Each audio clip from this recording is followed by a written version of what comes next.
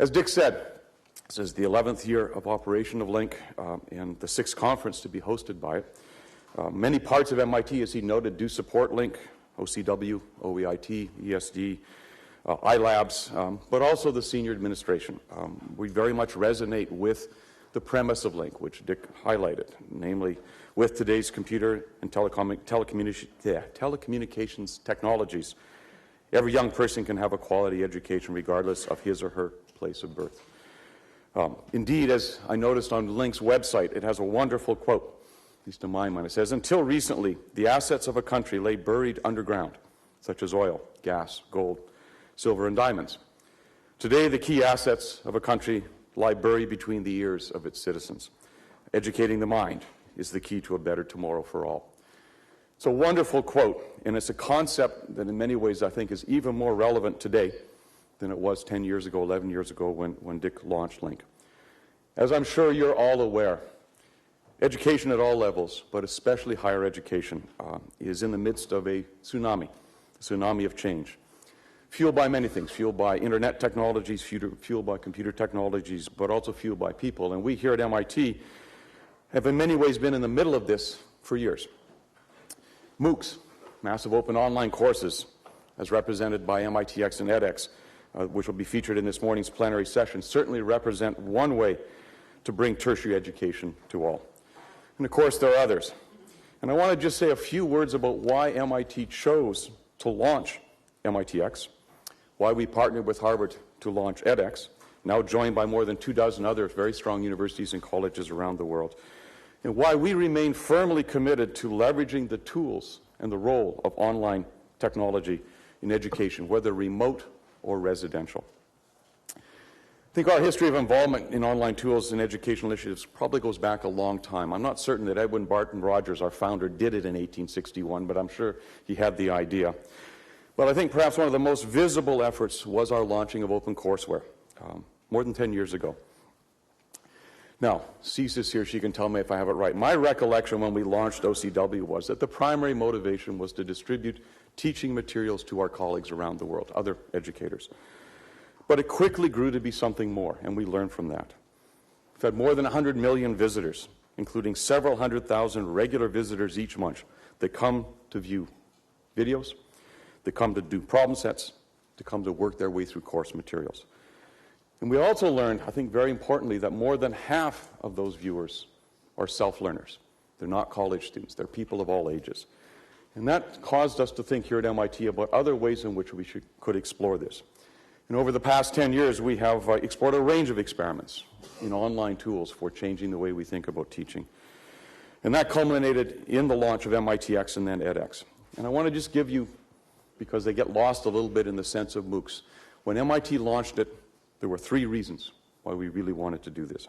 And we still firmly believe that we can harness, if you like, the energy of the tsunami to accomplish those 3 goals. The first was to rethink a residential educational experience in a world of online access and online tools. Whether that's using SPOCs, if you haven't heard the term, it's the opposite of a MOOC. A SPOC is a small private online course, or other methods. How do we think about using those tools to empower and strengthen what happens for our students here on campus? Second reason was we wanted to provide an MIT quality educational experience, and I should say an MIT hard educational experience, to anyone around the world with the desire to do so and with access to the internet, again, using MOOCs. And thirdly, and equally importantly, we wanted to conduct research on learning.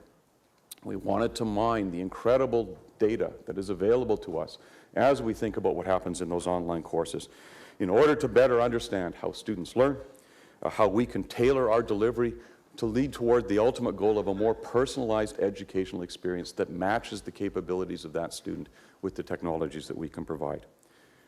I think this latter point really very naturally fits with MIT's core values.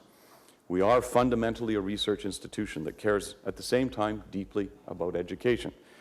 And hence, we are very eager to engage in some very deep and extended research on that topic in order to better understand how to link learners with teachers, with pedagogy, and with the technology. So, for example, we've already begun to explore, together with our partners at edX, how to create automated tools for assessment of a wide range of technology, or a wide range of areas, whether that's questions on electronics, on physics, on chemistry, on abstract mathematics, or even tools to grade short essays, 250-word essays automatically, to provide immediate feedback to students, which we think is one of the great things that will strengthen what we can do in this domain. We've also begun to explore ways to collaborate with other institutions, such as teaching classes in a blended fashion with community colleges here in the United States. Or starting, I think, in a few days, we're going to be teaching an introductory class on programming to high school students in Chicago. And we're going to continue to experiment with how to use these tools to create better experiences for our own students. So in many ways, as Dick put up when he put up his slide, the focus of this year's conference, I think, is very appropriate to MIT's role and why we're excited to have them here. Realizing the dream, education becoming available to all, will the world take advantage? As Dick already highlighted, many of us are very interested in the technology. I certainly am. I'm delighted to see what we can do with it. But the technology alone will only be part of the answer. It will also be the opportunity, the access, and frankly, the local support, whether it's from local governments or simply local individuals, to provide the opportunities to really change the way education is delivered around the world. So hopefully, over the next 3 days here at LINC, you're going to learn about the kinds of complexities being addressed by all of you, learn some best practice from some others, help articulate some of the places where we still have work to do, and I hope you especially get a sense of the rapid change that is happening as these online tools come along and how they can fit into the mission of LINC to really take the next step in providing quality education around the world to anybody with the desire and the capability to access it.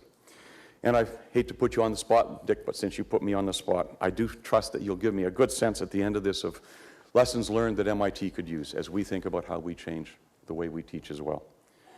With that, I hope you get a chance to enjoy Boston. I especially hope you get a chance to enjoy MIT, and I trust you will have a very productive and fascinating conference over the next 3 days. Welcome.